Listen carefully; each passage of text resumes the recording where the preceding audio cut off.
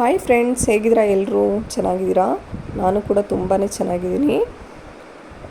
ಇದು ಬಂದು ಶುಕ್ರವಾರದ ವ್ಲಾಗ್ ಆಗಿರುತ್ತೆ, ಅಂದರೆ ಈವ್ನಿಂಗ್ ವ್ಲಾಗು. ನಾನಿವತ್ತು ಈವ್ನಿಂಗ್ಗೆ ಸ್ನ್ಯಾಕ್ಸ್ಗೆ ಅಂತ ಹೇಳ್ಬಿಟ್ಟು ನಾನಿಲ್ಲಿ ಬ್ರೆಡ್ ರೋಸ್ಟ್ ಮಾಡ್ಕೊಳ್ಳೋಣ ಅಂತ ಹೇಳ್ಬಿಟ್ಟು ಮಾಡ್ಕೊತಾ ಇದ್ದೀನಿ. ಅದನ್ನು ನಿಮ್ಮ ಜೊತೆ ಶೇರ್ ಮಾಡ್ತಾಯಿದ್ದೀನಿ, ನಾನು ಯಾವ ಥರ ಮಾಡ್ಕೊತೀನಿ ಅಂತ ಹೇಳ್ಬಿಟ್ಟು. ನಾನೇನಿಲ್ಲ, ಫಸ್ಟ್ ಇಲ್ಲಿ ಸ್ಟವ್ನ ಆನ್ ಮಾಡಿಕೊಂಡು ಒಂದು ಕಡಾಯಿನ ಇಟ್ಕೊಂಡು ಅದಕ್ಕೆ 3 ರಿಂದ 4 ಟೇಬಲ್ ಸ್ಪೂನ್ ಆಗುವಷ್ಟು ಎಣ್ಣೆನ ಹಾಕ್ಕೊಂಡಿದ್ದೀನಿ. ಎಣ್ಣೆ ಹಾಕ್ಕೊಂಡಿದ್ದಾದಮೇಲೆ ಅದಕ್ಕೆ 1 ಕಪ್ ಆಗೋಷ್ಟು ಈರುಳ್ಳಿ, ಹಾಗೆ 1/4 ಕಪ್ ಆಗೋಷ್ಟು ಕ್ಯಾಪ್ಸಿಕಮ್ಮು, ಹಾಗೆ 1 ಕಪ್ ಆಗೋಷ್ಟು ಕ್ಯಾಬೇಜ್ನ ಸೇರಿಸ್ಕೊಂಡು ಚೆನ್ನಾಗಿ ಅದನ್ನು ಫ್ರೈ ಮಾಡ್ಕೋಬೇಕು. ಈವ್ನಿಂಗ್ ಸ್ನ್ಯಾಕ್ಸ್ಗಂತೂ ತುಂಬಾ ಚೆನ್ನಾಗಿರುತ್ತೆ ಇದು, ಮತ್ತು ಮಕ್ಕಳ ಲಂಚ್ ಬಾಕ್ಸ್ಗೆ ಮತ್ತು ಈವ್ನಿಂಗ್ ಸ್ನ್ಯಾಕ್ಸ್ಗೆ ತುಂಬಾ ಚೆನ್ನಾಗಿರುತ್ತೆ. ಒಂದ್ಸಲ ನೀವು ಟ್ರೈ ಮಾಡಿ. ಎಲ್ಲ ಫ್ರೈ ಮಾಡ್ಕೊಂಡಿದ್ದಾದಮೇಲೆ ನೆಕ್ಸ್ಟು ರುಚಿಗೆ ಎಷ್ಟು ಬೇಕೋ ಅಷ್ಟು ಉಪ್ಪನ್ನ ಹಾಕ್ಕೊತಾ ಇದ್ದೀನಿ. ರುಚಿಗೆ ಎಷ್ಟು ಬೇಕೋ ಅಷ್ಟು ಉಪ್ಪನ್ನ ಸೇರಿಸ್ಕೊಂಡು ನೆಕ್ಸ್ಟ್ ಅದಕ್ಕೆ 1/4 ಕಪ್ ಆಗೋಷ್ಟು ಕ್ಯಾರೆಟ್ನ ಕೂಡ ಸೇರಿಸ್ಕೊಂಡೆ. ಕ್ಯಾರೆಟ್ ಸೇರಿಸ್ಕೊಂಡಿದ್ದಾದಮೇಲೆ ಅದನ್ನು ಸಹ ಚೆನ್ನಾಗಿ ಫ್ರೈ ಮಾಡ್ಕೋಬೇಕು. ನಾವು ಫ್ರೈ ಮಾಡ್ಕೊಳ್ಳೋದು ಬೇಡ, ಸ್ವಲ್ಪ ಕ್ರಂಚಿಯಾಗಿರಬೇಕು ಅಂತಂದರೆ ನೀವು ಹಂಗೂ ಕೂಡ ಮಾಡ್ಕೋಬೋದು, ಹಂಗೂ ತುಂಬಾ ಚೆನ್ನಾಗಿರುತ್ತೆ. ಅದಾದಮೇಲೆ ನಾನಿಲ್ಲಿ 1/4 ಕಪ್ ಆಗೋಷ್ಟು ಟೊಮೊಟೊನ ಸೇರಿಸ್ಕೊಂಡಿದ್ದೀನಿ. ಟೊಮೊಟೊ ಸೇರಿಸ್ಕೊಂಡು ಎಲ್ಲದನ್ನು ಸಹ ಚೆನ್ನಾಗಿ ಫ್ರೈ ಮಾಡ್ಕೋಬೇಕು. ಫ್ರೈ ಮಾಡ್ಕೊಂಡಿದ್ದಾದ ನಂತರ ನೆಕ್ಸ್ಟ್ ಅದಕ್ಕೆ 1/4 ಟೇಬಲ್ ಸ್ಪೂನ್ ಆಗೋಷ್ಟು ಅರಿಶಿನ, ಹಾಗೆ 1/4 ಟೇಬಲ್ ಸ್ಪೂನ್ ಆಗೋಷ್ಟು ಅಚ್ಚಕಾರದ ಪುಡಿ, ಹಾಗೆ ಸ್ವಲ್ಪ ಗರಂ ಮಸಾಲನ ಸೇರಿಸ್ಕೊತಾ ಇದ್ದೀನಿ. ಸೇರಿಸ್ಕೊಂಡಿದ್ದಾದಮೇಲೆ ಎಲ್ಲನೂ ಚೆನ್ನಾಗಿ ಫ್ರೈ ಮಾಡ್ಕೋಬೇಕು. ಈ ಥರ ಫ್ರೈ ಮಾಡ್ಕೊಂಡಿದ್ದಾದ ನಂತರ ನೋಡಿ, ಈಗ ಚೆನ್ನಾಗಿ ಫ್ರೈ ಆಗಿದೆ. ನೆಕ್ಸ್ಟ್ ಇದನ್ನು ಒಂದು ಸೈಡ್ಗೆ ಎತ್ತಿಟ್ಕೊಂಡ್ಬಿಡೋಣ. ನೆಕ್ಸ್ಟ್ ಅದಾದಮೇಲೆ ಅದೇ ಸ್ಟವ್ ಮೇಲೆ ನಾನು ಒಂದು ತವಾನ ಇಟ್ಕೊಂಡು ಅದಕ್ಕೆ ನಾನಿಲ್ಲಿ ಬೆಣ್ಣೆನ ಚೆನ್ನಾಗಿ ಸ್ಪ್ರೆಡ್ ಮಾಡ್ಕೊತಾ ಇದ್ದೀನಿ. ತವಾ ಫುಲ್ ಎಲ್ಲ ಬೆಣ್ಣೆನ ಚೆನ್ನಾಗಿ ಸ್ಪ್ರೆಡ್ ಮಾಡಿಕೊಂಡು, ನಮ್ಮ ಹತ್ರ ಬೆಣ್ಣೆ ಇಲ್ಲ ಅನ್ನೋರು ತುಪ್ಪನೂ ಸಹ ಸೇರಿಸ್ಕೋಬೋದು, ಅಂದರೆ ಎಮರ್ಜೆನ್ಸಿಗೆ ಇರಲ್ವಲ್ಲ ಒಂದೊಂದು ಸಲ, ಹಂಗಾಗಿ ಹೇಳ್ತಾ ಇದ್ದೀನಿ. ತುಪ್ಪನ ಸಹ ಸೇರಿಸ್ಕೊಂಡು ಈ ಥರ ಚೆನ್ನಾಗಿ ಸ್ಪ್ರೆಡ್ ಮಾಡಿಕೊಂಡು ಅದ್ರ ಮೇಲೆ ನಾನು ಏನು ಮಾಡ್ತಾಯಿದ್ದೀನಿ ಅಂದರೆ ಬ್ರೆಡ್ ಸ್ಲೈಸಸ್ನ ಇಟ್ಕೊತಾ ಇದ್ದೀನಿ. ಈ ಥರ ಇಟ್ಕೊಂಡು ನೆಕ್ಸ್ಟ್ ಅದು ಎರಡೂ ಕಡೆ ರೋಸ್ಟ್ ಆಗೋ ಥರ ನಾವು ರೋಸ್ಟ್ ಮಾಡ್ಕೋಬೇಕಾಗತ್ತೆ. ತುಂಬಾ ಚೆನ್ನಾಗಿರುತ್ತೆ, ನನಗಂತೂ ತುಂಬಾ ಇಷ್ಟ ಈ ಬ್ರೆಡ್ ರೋಸ್ಟ್ ಅನ್ನೋದು.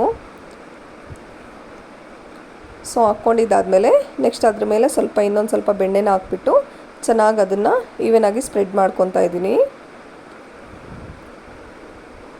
ಒಂದ್ಸಲ ನೀವು ಟ್ರೈ ಮಾಡಿ, ತುಂಬಾ ಚೆನ್ನಾಗಿರುತ್ತೆ. ಈ ಥರ ಸ್ಪ್ರೆಡ್ ಮಾಡಿಕೊಂಡು ಈಗ ನಾವು ಎರಡೂ ಕಡೆ ಸೇಮ್ ಇದೇ ಥರ ರೋಸ್ಟ್ ಮಾಡ್ಕೋಬೇಕು, ಅಂದರೆ ಗೋಲ್ಡನ್ ಕಲರ್ ಬರೋ ಥರ ರೋಸ್ಟ್ ಮಾಡ್ಕೋಬೇಕಾಗತ್ತೆ. ರೋಸ್ಟ್ ಮಾಡ್ಕೊಂಡಿದ್ದಾದ ನಂತರ ನೋಡಿ, ಈಗ ಚೆನ್ನಾಗಿ ರೋಸ್ಟ್ ಆಗಿದೆ. ಈಗ ರೋಸ್ಟ್ ಆದ ನಂತರ ನೆಕ್ಸ್ಟ್ ನಾನೀಗ ಒಂದು ಪ್ಲೇಟ್ಗೆ ಎತ್ತಿಟ್ಕೊತಾ ಇದ್ದೀನಿ ಆ ಬ್ರೆಡ್ ಸ್ಲೈಸಸ್ನ ಎಲ್ಲನೂ. ಎತ್ತಿಟ್ಕೊಂಡು ನಾವೇನು ರೆಡಿ ಮಾಡಿ ಇಟ್ಕೊಂಡಿರ್ತೀವಿ ಸ್ಟಫಿಂಗ್ಗೆ ಅಂತ ಹೇಳ್ಬಿಟ್ಟು ಅದನ್ನು ಈವನಾಗಿ ಬ್ರೆಡ್ ಫುಲ್ಲು ಸ್ಪ್ರೆಡ್ ಮಾಡಿಕೊಂಡು ಅದ್ರ ಮೇಲೆ ಇನ್ನೊಂದು ಬ್ರೆಡ್ ಸ್ಲೈಸಸ್ ಇರುತ್ತೆ ಅಲ್ವಾ, ಅದನ್ನು ಇಟ್ಕೊಂಡು ನಮಗೆ ಬೇಕಾದರೆ ಕಟ್ ಮಾಡ್ಕೋಬೋದು, ಇಲ್ಲಾಂತಂದರೆ ನೀವು ಹಂಗೆ ತಿನ್ಕೋಬೋದು. ನಾನಿಲ್ಲಿ ಕಟ್ ಮಾಡ್ತಾಯಿದ್ದೀನಿ. ಕಟ್ ಮಾಡಿಬಿಟ್ಟು ನೋಡಿ ಎಷ್ಟು ಚೆನ್ನಾಗಾಗಿದೆ ಅಂತ, ತುಂಬಾ ಚೆನ್ನಾಗಿರುತ್ತೆ. ನೆಕ್ಸ್ಟು ಈಗ ನನ್ನ ಮಗನಿಗೆ ಕೊಡ್ತಾಯಿದ್ದೀನಿ. ನೋಡಿ ಅವ್ರ ರಿಯಾಕ್ಷನ್ ಯಾವ ಥರ ಇರುತ್ತೆ. ಹೆಂಗಿದೆ ಅಪ್ಪು? ಹೆಂಗಿದೆ?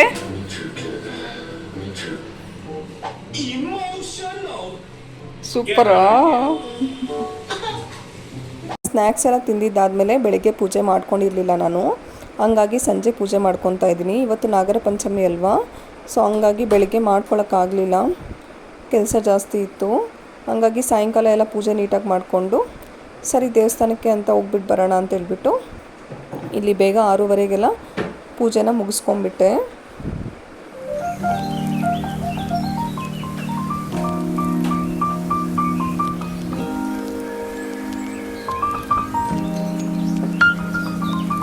ಹಾಯ್, ಹೇಗಿದ್ದೀರಾ ಎಲ್ಲರೂ? ಚೆನ್ನಾಗಿದ್ದೀರಾ? ನಾನು ಕೂಡ ಚೆನ್ನಾಗಿದ್ದೀನಿ. ಇವತ್ತು ಶುಕ್ರವಾರ, ಬೆಳಗ್ಗೆ ಪೂಜೆ ಮಾಡೋಕ್ಕಾಗಲಿಲ್ಲ, ಹಂಗಾಗಿ ಇವಾಗ ಪೂಜೆ ಮಾಡಿದ್ದೀನಿ. ಇವಾಗ ಮಾಡಿಬಿಟ್ಟು ಇವತ್ತು ನಾಗರ ಪಂಚಮಿ ಅಲ್ವಾ, ಹಂಗಾಗಿ ದೇವಸ್ಥಾನಕ್ಕೆ ಅಂತ ಹೋಗ್ತಾ ಇದ್ದೀನಿ. ಹಾಯ್ ಮಾಡು ಎಲ್ರಿಗೂ. ಹಾಯ್ ಫ್ರೆಂಡ್ಸ್, ಹೇಳು, ಜೋರಾಗಿ ಹೇಳ್ಬೇಕು, ಕೇಳಿಸಲ್ಲ. ನೆಕ್ಸ್ಟ್ ಅದಾದಮೇಲೆ ಪೂಜೆ ಎಲ್ಲ ಮುಗಿಸ್ಕೊಂಡು ದೇವಸ್ಥಾನಕ್ಕೆ ಅಂತ ಹೋದ್ವಿ. ಈ ದೇವಸ್ಥಾನ ಅಂತೂ ತುಂಬಾ ಚೆನ್ನಾಗಿದೆ. ನಮ್ಮ ಮನೆ ಪಕ್ಕದಲ್ಲೇ ಇರೋದು, ಅಂದರೆ ಒಂದು 5ನಿಂದ 10 ನಿಮಿಷ ಆಗುತ್ತೆ ಅಷ್ಟೇ. ಹಾಗಾಗಿ ನಡ್ಕೊಂಡೇ ಹೋದ್ವಿ. ಹೆಂಗೋ ಅಮ್ಮ ಇದ್ರಲ್ವ, ಹಂಗಾಗಿ ಮೂವರು ನಡ್ಕೊಂಡು ಹೋದ್ವಿ, ನಾನು, ಚಾರ್ವಿಕು ಮತ್ತು ನಮ್ಮಮ್ಮ. ಇದನ್ನು ತುಂಬಾ ಚೆನ್ನಾಗಿದೆ ಈ ದೇವಸ್ಥಾನ. ಇಲ್ಲಿ ಬಂದು 3 ವಿಗ್ರಹ ಇದೆ, ಅಂದರೆ 3 ದೇವಸ್ಥಾನ ಇದೆ. ಆಂಜನೇಯ ಸ್ವಾಮಿ ದೇವಸ್ಥಾನ ಮತ್ತು ಗಣೇಶ ಸ್ವಾಮಿ ದೇವಸ್ಥಾನ, ಹಾಗೆ ನವಗ್ರಹನೂ ಇದೆ, ಮತ್ತು ಇದು ನಾಗರಕಟ್ಟೆ ಅದೂ ಇದೆ, ಮತ್ತು ರಾಮಂದು ವಿಗ್ರಹಗಳು ಎಲ್ಲನೂ ಇದೆ. ತುಂಬಾ ಚೆನ್ನಾಗಿರುತ್ತೆ. ಮೊನ್ನೆ ರಾಮನ ಪ್ರತಿಷ್ಠಾಪನೆ ಆಯ್ತಲ್ವ, ಅವಾಗ ಇಲ್ಲಿ ತುಂಬಾ ಗ್ರ್ಯಾಂಡಾಗಿ ಮಾಡಿದ್ರು. ಊಟ ಎಲ್ಲ ಹಾಕಿ ಎಲ್ರಿಗೂ ಪ್ರತಿಷ್ಠಾಪನೆ ಅಂತೂ ತುಂಬ ಚೆನ್ನಾಗಿ ಮಾಡಿದ್ರು.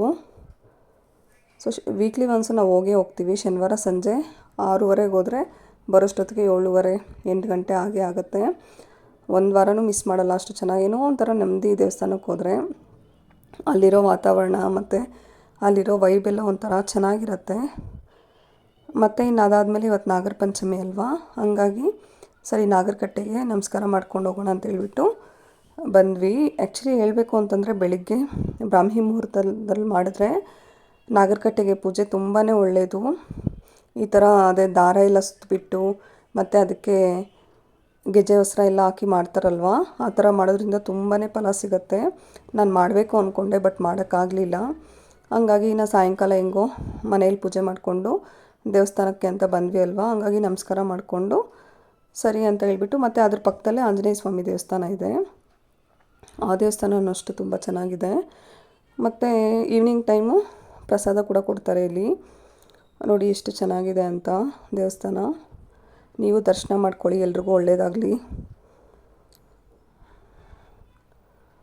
ಸೊ ಎಲ್ಲ ಮುಗಿಸ್ಕೊಂಡು ಮನೆಗೆ ಬರೋಷ್ಟೊತ್ತಿಗೆ ನಾವು 8 ಗಂಟೆ ಆಯಿತು. ಇಲ್ಲಿ ನೋಡಿ, ಇಲ್ಲಂತೂ ದೇವಸ್ಥಾನ ತುಂಬಾ ದೊಡ್ಡದು. ಹಂಗೆ ವಿಡಿಯೋ ಮಾಡಿಕೊಂಡೆ ನಿಮ್ಗೆ ತೋರಿಸೋಣ ಅಂತ ಹೇಳ್ಬಿಟ್ಟು. ನೋಡಿ ಎಷ್ಟು ಚೆನ್ನಾಗಿದೆ ಅಂತ. ಇಲ್ಲಿ ಕೆಳಗಡೆ ಕೋನೇರು ಅಂತಿದೆ, ಅಲ್ಲಿ ಫಿಶಸ್ ಎಲ್ಲ ಬಿಟ್ಟಿರ್ತಾರೆ ಒಳಗಡೆ, ಮತ್ತು ಕಲರ್ಫುಲ್ಲಾಗಿ ವಾಟರ್ ಕೂಡ ಇರುತ್ತೆ. ಮತ್ತು ಹಾಗೆ ವಾಟರೆಲ್ಲ ಮೇಲೆ ಬಂದು ಒಂಥರ ತುಂಬ ಚೆನ್ನಾಗಿರುತ್ತೆ ಇಲ್ಲಿ.